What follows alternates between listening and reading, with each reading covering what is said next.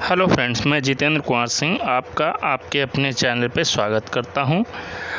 आज हम एक बहुत इम्पॉर्टेंट ख़ास टॉपिक लेकर के चल रहे हैं, जिस टॉपिक की काफ़ी बच्चों ने डिमांड की थी और ये बहुत महत्वपूर्ण टॉपिक है।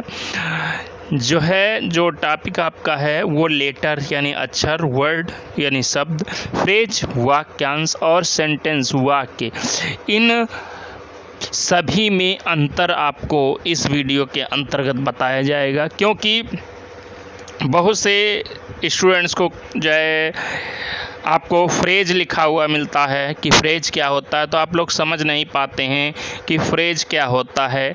वो फ्रेज और सेंटेंस में अंतर नहीं कर पाते हैं। तो इसलिए आज हमने ग्रामर का एक टॉपिक पूरा शुरुआत से ग्रामर ले ली है, जिसमें लेटर, वर्ड, फ्रेज और सेंटेंस में अंतर आपको बताया जाएगा। तो चलिए वीडियो स्टार्ट कर रहे हैं, देखते हैं। पहला हमारा जो डेफिनेशन है वो डेफिनेशन है लेटर की। लेटर को हिंदी में कहते हैं अक्षर, जो कि आप लोगों ने पढ़ा होगा, छोटा बड़ा, का खा गा घा, इस प्रकार से सभी ये लेटर्स होते हैं। इंग्लिश में जो लेटर्स होते हैं वो ABCDEFGH आप सभी ने पढ़े होंगे और सब लोग भली प्रकार से परिचित हैं। लेकिन क्या वास्तव में आप लेटर की परिभाषा जानते हैं कि लेटर की परिभाषा यानी अक्षर की परिभाषा क्या होती है? तो आइए हम आपको लेटर की परिभाषा बताते हैं। लेटर यानी अक्षर भाषा की वो छोटी सी छोटी इकाई है जिसके टुकड़े नहीं किए जा सकते हैं। यानी लेटर जो होता है, जिसे हिंदी में तब भी टुकड़े हो जाते हैं, आधा आधा लिखा जाता है, लेकिन इंग्लिश में किसी भी लेटर का आप हाफ नहीं कर सकते हैं। जो भी आपका लेटर लिखा जाएगा सभी पूरे लिखे जाएंगे। यानी ए से लेकर आपके जितने भी जेड तक लेटर 26 लेटर्स होते हैं जिनसे पूरी आपकी इंग्लिश बनती है, इनके किसी के भी किसी लेटर का आप कोई टुकड़ा नहीं कर सकते हैं। यानी इसको 20 से आधा नहीं कर सकते। हिंदी में तब भी आधा कर देते हैं, लेकिन इंग्लिश में किसी भी लेटर को आधा नहीं कर सकते हैं। तो इंग्लिश में ये परिभाषा होती है लेटर की कि भाषा की वो छोटी से छोटी इकाई, यानी लेटर से छोटी इकाई कोई भाषा की होती नहीं है। लेटर से छोटी इकाई भाषा की कोई नहीं होती है। इसलिए लेटर की परिभाषा होती है कि लेटर भाषा की सबसे छोटी इकाई होती है और ऐसी इकाई होती है जिसके आप टुकड़े नहीं कर सकते हैं। यानी इसको हाफ ए या हाफ बी या हाफ सी इस तरीके से आप इसके नहीं कर सकते। यानी ए से जेड तक आपके सारे लेटर्स होंगे। अब आप पूछेंगे ये क्यों बताया जा रहा है? क्योंकि सभी लोग जानते हैं कि भाई लेटर ABCDEFGH, इनको सबको जेड तक हम लेटर कहते हैं। तो हमारा बताने का मकसद ये है कि आपको प्रारंभ से अंत तक आप आज लेटर, वर्ड और फ्रेज और सेंटेंस, इन फोर में से इन फोर में आपको सारे समझ में आ सके और आप इनको डिफ्रेंशिएट कर सकें। नहीं तो बहुत से स्टूडेंट नहीं जानते हैं कि फ्रेज क्या होता है, इसलिए मैंने ये वीडियो आपके लिए तैयार किया है। तो ये तो आपकी लेटर की यानी अक्षर की परिभाषा हो गई, लेटर की डिफिनेशन ये हो गई। अब आपकी आते हैं वर्ड की डिफिनेशन। वर्ड क्या होता है? वर्ड मीन्स हिंदी में कहते हैं इसको शब्द। अब वर्ड की डिफिनेशन क्या होती है? दो या दो से अधिक लेटर्स के सार्थक समूह को शब्द कहते हैं, यानी वर्ड कहते हैं। यानी अर्थात हम ये कह सकते हैं कि दो या दो से अधिक, चाहे जितने लेटर्स हों, दो से कम नहीं होना चाहिए। दो से कम हो गया तो आपका एक, अगर सिंगल हो गया तो लेटर कहा जाएगा। यानी दो हों या दो से अधिक, चाहे जितने हों, जिनकी गिनती ही न की जा सके, भले ही इतने क्यों हों, वो सभी। लेकिन उनका ये भी नहीं कि आप ऐसे उल्टा सीधा लिख दें तो आपका कह दें वर्ड हमारा बन गया। नहीं, ऐसा नहीं है। आपका वर्ड वो तभी कहा जाएगा जब उसका कोई अर्थ निकलता है। यदि अर्थ नहीं निकलेगा तो वो आपका वर्ड नहीं कहा जाएगा। तो ये आप ध्यान रखिए, यानी अगर दो या दो से अधिक शब्दों को, लेटर्स को आप मिला देते हैं, दो या दो से अधिक यदि आप लेटर्स को मिला देते हैं और उनको मिलकर कोई सार्थक शब्द यदि बन जाए, यानी कोई जो है ऐसा शब्द बने जिसको जो है, जिसका अर्थ निकले, ऐसा समूह बने जिसका अर्थ निकले, तो उसको हम जो है शब्द कहेंगे, यानी वर्ड कहेंगे। जैसे एग्जाम्पल में आप कोई भी वर्ड पूरी इंग्लिश या पूरी हिंदी का ले सकते हैं। ये हिंदी के लिए भी परिभाषा आपकी यही है।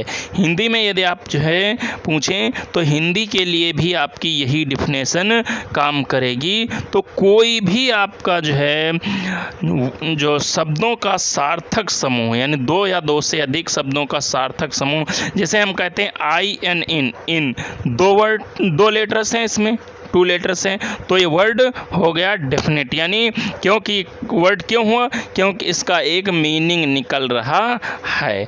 अगर जो है आप केवल आर यम लिख दें तो इसका कोई मीनिंग नहीं निकल रहा है, मतलब ये आपका शब्द नहीं हुआ। तो ये भी ध्यान रखिए कि हमें ऐसा शब्दों का समूह लेना है जिसका कोई न कोई अर्थ निकले। तो दुनिया में जितने भी शब्द आपके बनाए गए हैं या जितने भी आप जो है शब्दों का समूह जिनका अर्थ निकल रहा है, वो सभी आपके जो है शब्द कहे जाएंगे। यानी शब्दों का जो है, जो समूह दो या दो से अधिक शब्दों का जितना समूह होगा, उसका यदि सार्थक जो है, वो सार्थक यदि है, यानी उसका जो है कोई अर्थ निकल रहा है, तो ध्यान रखिए वो हमारा शब्द है, वर्ड है। अब फ्रेज की डिफिनेशन लेते हैं, क्योंकि फ्रेज की डिफिनेशन बहुत से स्टूडेंट को नहीं पता होगी। तो फ्रेज की डिफिनेशन है, फ्रेज को हिंदी में कहते हैं वाक्यांश। वाक्यांश का मतलब होता है वाक्य प्लस अंश, वाक्य का अंश, यानी ये किसी वाक्य का अंश होता है। तो इसकी डिफिनेशन होती है फ्रेज की, कई शब्दों का, अभी तक आप लोगों ने कई जो है लेटर्स का पढ़ा, उसको मिलकर शब्द बनता है, लेकिन अब जो है फ्रेज चलते हैं। कई शब्दों का ऐसा समूह जिसका कोई पूर्ण अर्थ न निकलता हो, अर्थात पूरा अर्थ देने के लिए वो किसी अन्य वाक्य पर निर्भर हो, उसे फ्रेज कहा जाता है। यानी कोई भी, चाहे जितना फ्रेज बड़ा हो सकता है, कोई दिक्कत नहीं, फ्रेज जो है चाहे जितना बड़ा हो सकता है, लेकिन वो जो है अपने आप में पूरा नहीं होगा। यानी सब तो उसमें बहुत से हो सकते हैं, कोई उसमें दिक्कत नहीं, कोई बाउंडेशन नहीं है कि लिमिटेड शब्द होना चाहिए, इसमें कोई बाउंडेशन नहीं है। लेकिन बाउंडेशन ये है कि उसका जो है पूरा अर्थ नहीं निकलेगा।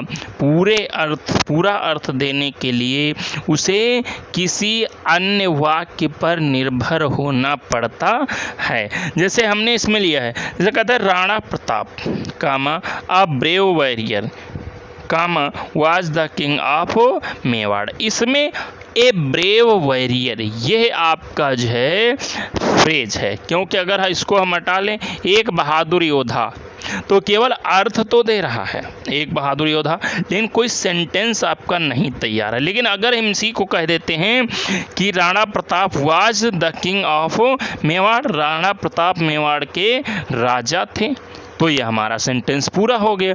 और इसी को अगर हम पूरा कहते हैं, राणा प्रताप एक बहादुर योद्धा मेवाड़ के राजा थे, तब हमारा पूरा जो है अर्थ निकल रहा है। यानी यह फ्रेज जो है अ ब्रेव वॉरियर, वो क्या कर रहा है, ये फ्रेज है जो कि दूसरा जो सेंटेंस है उसके साथ मिलकर अपना पूरा अर्थ दे रहा है। इस प्रकार से आप भी बहुत सारे फ्रेज जो है बना सकते हैं जिनमें कोई दिक्कत नहीं। जैसे बाबर एक तुर्क जिसने लोदी को हराया, जो कि भारत का शासक था। तो इस प्रकार से जो है ये आपके फ्रेजेज, चाहे जितने आप फ्रेज बना सकते हैं। जैसे मथुरा यमुना नदी के किनारे स्थित भारत का सबसे महत्वपूर्ण तीर्थ स्थल है। तो इसमें जो है क्या हो गया, यमुना नदी के किनारे स्थित आपका फ्रेज है। नेक्स्ट सेंटेंस, अब हम आते हैं सेंटेंस, यानी सेंटेंस क्या होता है, वाक्य क्या होता है। अभी तक आपने लेटर, वर्ड और फ्रेज के बारे में पढ़ा है। अब आपको दिखाते हैं कि सेंटेंस यानी वाक्य क्या होता है। तो कहता है कई वाक्यों का, कई शब्दों का, यानी जो है उसमें भी ये भी ध्यान रखना, फ्रेज और सेंटेंस में डिफरेंस होता है। दोनों जो है कई शब्दों के समूह से बनते हैं, लेकिन इनमें डिफरेंस होता है। यही डिफरेंस जो है आपको बताने के लिए आज हमने वीडियो बनाया है। उसमें क्या होता है, इसकी डिफिनेशन है कई शब्दों का ऐसा समूह, यानी दो या दो से अधिक शब्दों का ऐसा समूह जिसका पूर्ण अर्थ निकलता हो, अर्थात पूरा अर्थ जो है रखता हो, उसे जो है सेंटेंस कहेंगे। अब जो है इसमें यानी सेंटेंस और फ्रेज में क्या डिफरेंस रहा। फ्रेज में क्या होता था, शब्दों का, कई शब्दों का समूह तो होता था, लेकिन उसमें जो है अर्थ पूरा नहीं होता था। अर्थ पूरा करने के लिए जो है वो वाक्य पर निर्भर होता था। जबकि इसमें क्या है, इसमें आपका जो है जो सेंटेंस है वो शब्दों का ऐसा समूह होता है जो सार्थक होता है, यानी उसे किसी दूसरे जो है सेंटेंस पर निर्भर नहीं होना होता है। ये इसकी जो है विशेष बात होती है, यानी इसे किसी दूसरे जो है सेंटेंस पर निर्भर नहीं होना होता है। ये स्वयं में अपना पूरा अर्थ रखता है, किसी दूसरे इसको जो है हेल्पर की ज़रूरत नहीं होती है। जैसे Ram is a good boy, Ram एक अच्छा लड़का है, वाक्य हो गया, पूरा अर्थ दे रहा है। Rohan has come from Lucknow, Rohan Lucknow से आया है। दोनों सेंटेंस, यानी चाहे जितने आप बोलचाल की भाषा में सेंटेंस बोलते हैं या कैसे भी सेंटेंस हिंदी में लिखते हैं चाहे अंग्रेजी में, ये कोई क्लियर नहीं है। ये जो है ये परिभाषा आपकी बंधी हुई नहीं है डिफिनेशन की, इंग्लिश में ही जो है बताई गई इंग्लिश में ही काम करेगी, नहीं। आप डेली यूज में जो सेंटेंस बोलते हैं, हिंदी में जो सेंटेंस बनाते हैं, सब पर यही डिफिनेशन लागू होती है। आपकी सब पर यही आपकी डिफिनेशन लागू होती है। जितने भी हमने आपको रूल बताए हैं सभी पर ये आपकी डिफिनेशन जो है लागू होगी। आप अगर ये सोचते हैं कि नहीं हिंदी में ऐसा नहीं होगा, तो हिंदी में भी ऐसा होता है। यानी हिंदी में भी यदि हम कहें तो यही डिफिनेशन बनेगी कि कई शब्दों का ऐसा समूह जिसका अर्थ निकलता हो, वाक्य पूरा अर्थ देता हो, वाक्य कहलाता है। तो फ्रेंड्स, इस प्रकार से ये वीडियो आपकी कंप्लीट होती है। मुझे आशा है कि आज की वीडियो आपके लिए बहुत बेनिफिशियल रही है, और अगर हमारा वीडियो अच्छा लगा हो तो 4 काम ज़रूर करें, लाइक, कमेंट, शेयर और सब्सक्राइब। वीडियो देखने के लिए आपका बहुत बहुत धन्यवाद।